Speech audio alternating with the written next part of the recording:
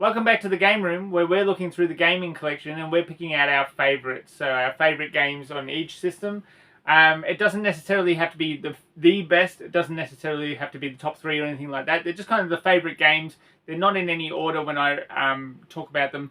I'm just going to bring them out and then have a chat about them. We're up to the Super Nintendo, so if you haven't checked out the NES one from last time, please go and have a look at that.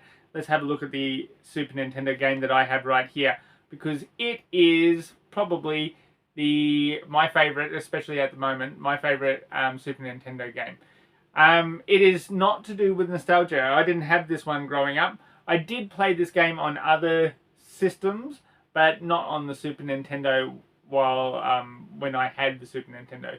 And it's not Doom. Doom was definitely one of my favourites growing up. It has aged poorly on the Super Nintendo, the poor old Doom. So, the game that I have in my hand, and one of the games that I think is, one of the best on the Super Nintendo, is Super Smash TV. Super Smash TV is better than the arcade game itself. The reason why I say that is not because it has better graphics, which it does not. It's not necessarily because it plays better on the controls, because I don't think it necessarily does. The reason why this is better than the arcade game itself is because it limits your lives. And continues as well. Because it does that, because it limits you to a set number of lives or a set number of continues, then it makes the game so much better. It really makes it kind of nail-biting, where before, if you're playing the arcade port, then if you were playing the arcade port when it came out, then you're having to put money in, so you've got a limited time or a limited amount of lives you can use there. But nowadays, when we just go through and we kind of play these arcade ports from beginning to end, that it doesn't hold the same feel as something like this, where if you are not playing well, then the game ends. And something that I love about Super Smash TV as well, I should say a little bit about it first. Most people would know what Super Smash TV is. It's kind of a take on it's supposed to be a futuristic game show where you are battling for your life, but you're killing the kind of enemies that come in, and they are part of the game show as well. But you're winning ridiculous prizes, and those prizes are like VCRs and microwaves and stuff like that, and money. So you're battling your way through, and you can either play as one player or two players, and you use that Super Nintendo controller, and you've got your up, down, left, and right to get around. But then you've got your four face buttons on the Super Nintendo, and they fire different ways. So you've got your fire up, fire down, fire right, fire left, and you can hold those buttons down to do kind of a machine gun fire in any direction you want. And when you hold two of those buttons at once, then you can do diagonals as well. So you've got your 8-way shooting, and you've got your direction pad. That's kind of all you need for this game. And then if you want to play as two players, then your lives that you had as kind of one person playing by yourself, now they're halved, and they go between you and the person that you're playing with.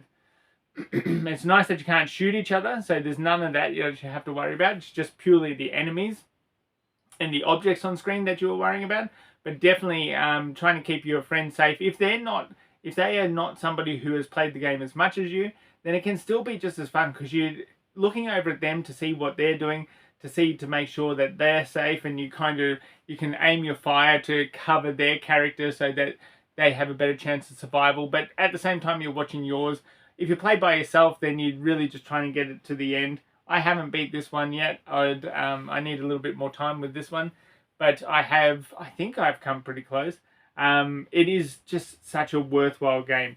It is an underrated game.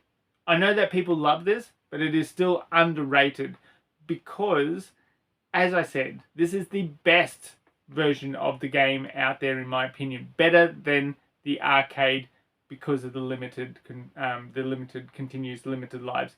It is actually one that on my arcade machine, if I go to play it, usually I'll play the Super Nintendo version with the arcade controls. If you have not played Super Smash TV on the Super Nintendo, do yourself a favor and give it a go. If you love Super Smash TV on one of the other ports, or if you like the original on the arcade, but you haven't had a really good go at this, do yourself a favor and have a go at the Super Nintendo copy. You will not be disappointed.